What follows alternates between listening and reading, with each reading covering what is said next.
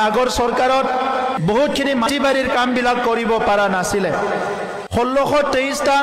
পৰিয়ালৰ কাৰণেহে আগৰ চৰকাৰৰ সময়ত মাটিৰ পাট্টা দিব পাৰিছিলে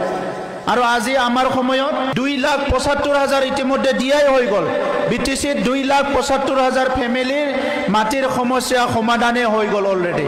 পৰ্বতজোৰাৰ আৰু বেছি নাই প্ৰায় 1500 মান ফ্যামিলি আছে এই 1500 ফ্যামিলি আপোনালোকক 10 জুলাইৰ আগত এই 1500 ফ্যামিলিক আৰু মাটি দিয়া হ'ব আগৰ সময়ত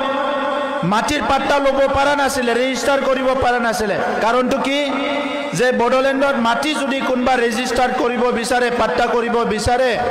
তাৰ যিমান মাটি আছে মাটিৰ ভ্যালুটো যিমান ইয়াৰ 75% পইচা দিব লগা হৈছিল যদি আপুনি 5 লাখত মাটি কিনিছে প্ৰায় 3.5 লাখ টকা দিব লাগিব 1 বিঘা মাটি তেতিয়াহে মাটি ৰেজিষ্টাৰ হ'ব যদি টাউনত আপুনি কবাত যদি 1 কোটিত মাটি কিনিছে তাত আপুনি 75 লাখ দিব লাগিব তেতিয়াহে আপোনাৰ মাটি ৰেজিষ্টাৰ হ'ব আৰু আজি এতিয়া আমি কি কৰিলো আপুনি মাটি যদি 5 লাখত কিনে 1 বিঘা মাটি মাত্ৰ 1000 টকা দিলে মাটিটো আপোনাৰ নামত পাট্টা হৈ যাব